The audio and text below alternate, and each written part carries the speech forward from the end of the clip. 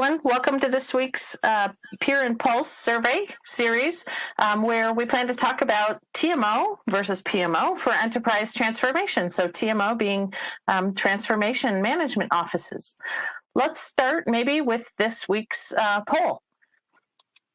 And let me start by sharing the question we asked. We asked folks if they have a formal TMO, transformation management office, or some other dedicated resource team to support the transformation.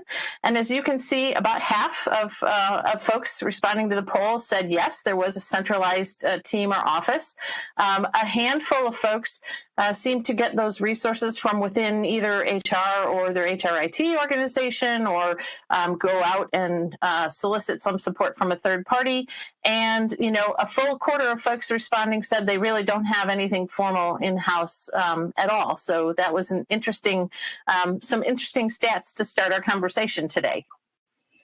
Yeah, and I thought it was interesting, Julie, that our quick poll kind of mirrors another one. It was Profit's research that it was called Catalysts in Action that found too few organizations have a central TMO. It was 45% in their study, so similar. But it said 100% of those that did have a TMO reported as having a positive impact on their transformation.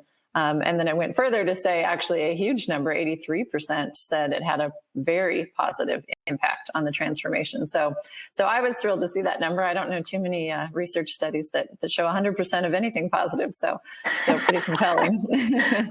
That's interesting. Well, I know we're going to get into, just kind of what is the difference between TMO and PMO and call that out a little bit. But I can't help but wonder sometimes when I see really fully half of folks having a formal TMO program, if it really is TMO, or if there's some confusion between TMO and PMO.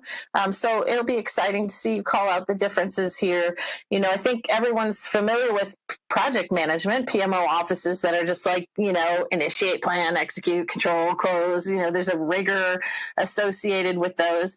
But TMO is really supposed to be driving transformation and a lot more changes that get into cultural changes and behavior and roles changes and, kind of wholesale, delivery model changes that are tied right directly to strategic initiatives and vision from senior leadership. So, I just put a couple of things that I thought here at the very bottom, like 3 highlights to me. TMO is just bigger and it's not the same as PMO. It's different. And so I know you're going to walk us through the differences here in a moment and articulate some of that. Articulating a TMO vision means you have to talk about outcomes and boundaries, and just a lot bigger things than, go live and steps to deploy type of thing. And that there's definitely a DNA involved in adapting to an ever-changing market as you go along, right? So let's see if some of those highlights, actually play out as you take us through the different components of PMO and TMO and share with us the differences. Sounds great. So I agree that I think there is confusion in the market on this topic. And so this slide in particular, is one that we've used just to talk about kind of a TMO versus a PMO, just to highlight what are some of these key differences. So, as we think about kind of TMO is a layer in the middle. So kind of between the executive team at the top of a triangle and the project management team below. I think the easiest way to kind of describe it is really kind of that bridge between, achievement of that enterprise strategic vision and the day-to-day, operations. So, the TMO is really engaging and aligning those executive sponsors or the steering board, on a regular basis. They're providing input into the transformation goals. That TMO is really a critical link between, that executive strategic vision and the work of the project team. So from a stakeholder perspective, the TMO really has support from that C-suite, to transform the organization. The PMO is focused on, as you said, managing a project. So ensuring it's delivered on time, on budget.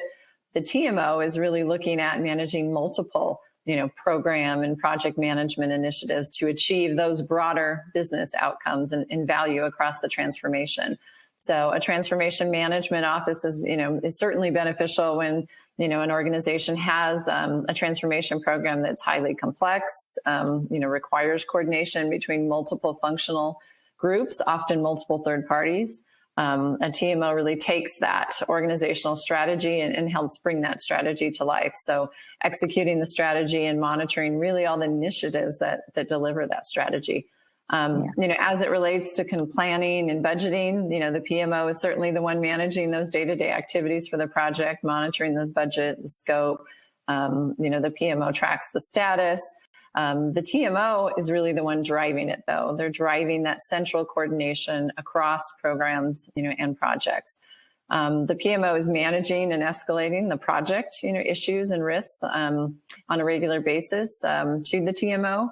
And the TMO is really facilitating that cross-program kind of risk identification and issue resolution. So identifying those dependencies, seeing the intersection and the links across the different programs and initiatives that really no one else kind of in the context of their individual projects really sees. And as we look at kind of communications, the PMO is really responsible for communicating the status of their project, making sure their stakeholders are informed and executing against the project's communication plan. As it relates to the TMO, they're taking really a much more holistic view, kind of developing the strategy for communicating with the key stakeholders throughout the transformation, and providing feedback to executive stakeholders in more of a two-way communication. And so as we think about kind of the roles, responsibilities, and really the skill sets that are required between these two, the PMO resources, they certainly need to have strong project management skills as well as kind of a solid understanding around the change in communications. From a TMO perspective, we find those resources, they need those traditional PMO skills as well. But on top of that, really should have a strong understanding, the strategy, the strategic vision, kind of be able to bring a market perspective, to the transformation and to be able to help align the organization to the vision.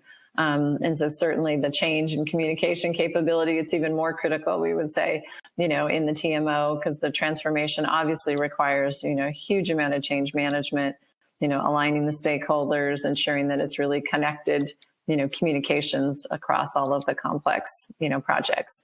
So hopefully that helps understand some of the differences. And Julie, thoughts or anything that you would add? Yeah, I think when you look at it across all of those towers, it helps really clarify, it's easy to start to think that TMO is PMO is project management and TMO is program, right? Just more things to coordinate. But it's so much more than that. When you look across it, it's not just what is directly impacting the project and the stakeholders. That starts to sound like a project manager versus a program manager to me. When you get to the skill sets and, the idea that it's really linked to that that change, that strategic change that you're trying to accomplish. Of course, change management comes in. Of course, you really do need some relevant experience in achieving the type of change that you're trying to achieve to be able to lead that versus just, kind of like project management jockeying, right? At a big scale or a small scale. Yeah, and I think sometimes there's the misperception of, is it an added layer? But, done well, it actually really streamlines the transformation program, right? It provides the right, vision and direction for both the leaders and the project teams to make sure that they're able to achieve real transformation, as well as de-risking the transformation, but, really focusing on achieving those broader business outcomes, is really critical. Yeah, and identifying gaps and resources and things that go beyond the core tasks of the project and the activities to be deployed, right? So interesting. I just can't help but wonder. So, really, do 50% of organizations out there have a formal transformation management office? Maybe we should re-poll again. Maybe we need to ask again. Yeah, that's right. Excellent. Well, thanks so much for a quick bit of time to focus on TMO and PMO. We'll be excited to entertain more conversation in our LinkedIn community for HR practitioners. It's called Digital HR Connections in LinkedIn. So if you'd like to join, just send a request, please, and maybe we can drum up a little bit more conversation there and have some folks sound off on exactly how they're doing that and what some of those key additional components are that are driving this 100% success that you talked about. That's right. Thanks, everyone. We'll see you again next week. Thank you.